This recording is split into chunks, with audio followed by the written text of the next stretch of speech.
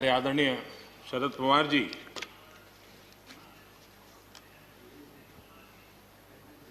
और कांग्रेस के भी हर किसी ने, हर सरकार ने कृषि सुधारों की वकालत की है। कोई पीछे नहीं है, क्योंकि हर एक को लगता है कर पाए नहीं कर पाए अलग बात है, लेकिन ये होना चाहिए, ये बात हर एक की निकली हुई है। और आज नहीं, जब भी जो जहां थे सबने की हुई है। और शरद राव जी ने तो अभी एक बयान भी दिया कि मैं सुधारों के पक्ष में हूं। ठीक है, पद्धति के संबंध में उनके मन में सवाल है, लेकिन सुधारों का विरोध नहीं किया है। और इसलिए मैं समझता हूं कि हमें इस विषय में हमारे साथी श्रीमान सिंधिया जी ने बहुत ही अच्छे ढंग से कई पहलुओं पर इस कानून को लेकर के यहां पर ये सारी बातें पिछले 2 दशक से लगातार चल रही है, हर फोरम में चली है। ऐसा नहीं है कि कोई हमारे आने के बाद हर ने कहा और हर एक को लगा कि अब समय आ गया, हो जाए, अब समय आ गया। ये ठीक है, फुट स्टॉप कॉमा कोई इधर उधर हो सकता है, कोई ये दावा नहीं कर सकता है कि भाई हमारे समय की सोच बहुत ही बढ़िया थी। मैं भी दावा नहीं कर सकता हूं कि हमारे समय की सोच बढ़िया है, 10 साल के बाद कोई नई सोच आ ही नहीं सकती। ऐसा नहीं होता है जी। ये समाज जीवन परिवर्तनशील होता है। आज के समय हमें जो ठीक लगा, चलो चले, आगे सुधार करेंगे, नई चीजों को जोड़ेंगे। यही तो प्रगति का रास्ता होता है जी। रुकावटें डालने से प्रगति कहां होती है जी। और इसलिए, लेकिन मैं हैरान हूं, अचानक यू टर्न ले लिया भाई, ऐसा क्यों किया?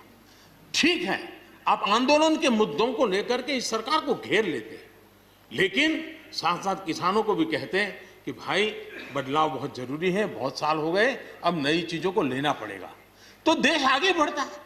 लेकिन अब मुझे लगता है कि राजनीति इतनी हावी हो जाती है कि अपने ही विचार छूट जाते हैं।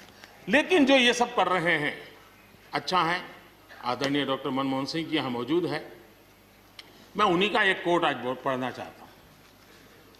हो सकता है जो यू टर्न कर रहे हैं वो मेरी बात माने या न माने, मनमोहन सिंह जी की तो बात जरूर मानेंगे।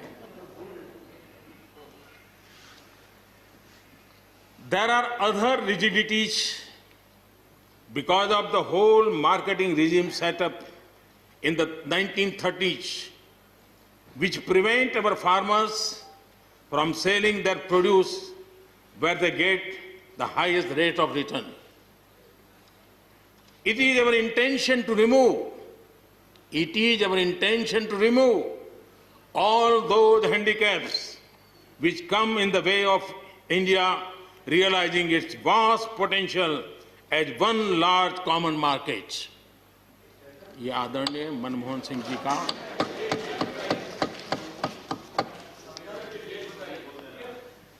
आदरणीय मनमोहन सिंह जी ने किसान को उपज बेचने की आजादी दिलाने, भारत को एक कृषि बाजार दिलाने के संबंध में अपना इरादा व्यक्त किया था, और वो काम हम कर रहे हैं।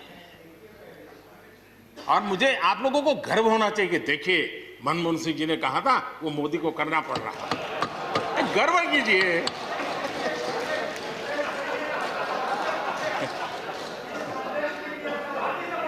Please please. और मजा ये है कि जो लोग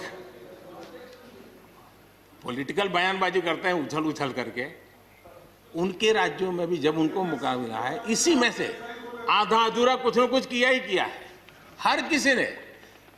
यहां जो विरोध में दल है, उनकी भी जहां सरकारें हैं, वहां आधा अधूरा कुछ न कुछ तो किया ही है, क्योंकि उनको भी मालूम है रास्ते का रास्ता तो यही है। और मैंने देखा इस चर्चा में लॉ का जो स्पिरिट है उस पर किसी की चर्चा नहीं हुई है। शिकायत दिया गया तरीका ठीक नहीं था, जल्दी कर दिया, इसको नहीं पूछा, ये रहता है। वो तो परिवार में शादी होती है तो भी फूफी नाराज होकर के कहती है मुझे कहां बुलाया, वो तो रहता है। इतना बड़ा बड़ा परिवार है तो रहता ही है।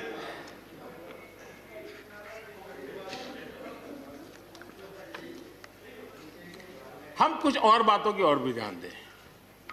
अब देखिए, दूध उत्पादन किसी बंधनों में बंधा हुआ नहीं है, न पशुपालक बंधनों में बंधा हुआ है, न दूध बंधनों में बंधा हुआ। लेकिन मजा देखिए, दूध के क्षेत्र में या तो प्राइवेट या कोऑपरेटिव, दोनों ने एक ऐसी बड़ी मजबूत चेन बनाई है, दोनों मिलकर के इस काम को कर रहे हैं और एक बेहतरीन सप्लाई चेन हमारे देश में बनी है। इसको हमने जो अच्छा है उसको, और ये मेरे काल में नहीं बना है, आप भी इसका गर्व कर सकते हैं, मेरे काल से पहले बना हुआ है, हमें गर्व करना चाहिए। फल सब्जी से जुड़े व्यवसाय में ज्यादातर बाजारों का सीधा संपर्क रहता है, बाजारों की दखल हट गई है, इसका लाभ मिल रहा है। क्या डेयरी वाले, फल सब्जी खरीदने वाले उद्यमी, पशुपालकों की किसान, क्या जमीन पर कब्जा हो जाता है उनका? पशुपालन पर, पशु पे कब्जा हो जाता है? नहीं होता, दूध बिकता है, पशु नहीं बिकता है जी। हमारे देश में डेयरी उद्योग का योगदान कृषि अर्थव्यवस्था के कुल मूल्य में 28% से भी ज्यादा है। यानी इतना बड़ा हम एग्रीकल्चर की चर्चाएं करते हैं, इस पहलू को हम भूल जाते हैं। 28% कंट्रीब्यूशन है और करीब करीब 8 लाख करोड़ रुपयों का कारोबार है। जितने रुपये का दूध होता है उसका मूल्य अनाज और दाल दोनों मिला ले तो उससे ज्यादा है। हम कभी इस तरफ देखते ही नहीं है। पशुपालकों को पूरी आजादी, अनाज और दाल पैदा करने वाले छोटे और सीमांत किसानों को जैसे पशुपालक को आजादी मिली है, इनको आजादी क्यों नहीं मिलनी चाहिए? और इन सवालों के जवाब हम ढूंढेंगे तो हम सही रास्ते पर चलेंगे। आदरणीय सभापति जी, ये बात सही है, जैसा हम लोगों की स्वभाव रहा है, घर में भी थोड़ा सा भी परिवर्तन करना हो तो घर में भी एक तनाव शुरू, चेयर यहाँ क्यों रखी, टेबल यहाँ क्यों रखा, घर में भी होता है। इतना बड़ा देश और जिस प्रकार की परंपराओं से हम पले बड़े हैं, तो ये मैं स्वाभाविक मानता हूँ। जब भी कोई नई चीज आती है तो थोड़ा बहुत रहता ही हमारे यहाँ, क्योंकि असमंजस की स्थिति भी रहती है। लेकिन जरा वो दिन याद कीजिए जब हरित क्रांति की बातें होती थी। हरित क्रांति के समय जो कृषि सुधार हुए, तब भी जो आशंकाएं हुई, जो आंदोलन हुए, ये वेल डॉक्यूमेंटेड है और ये देखने जैसा है।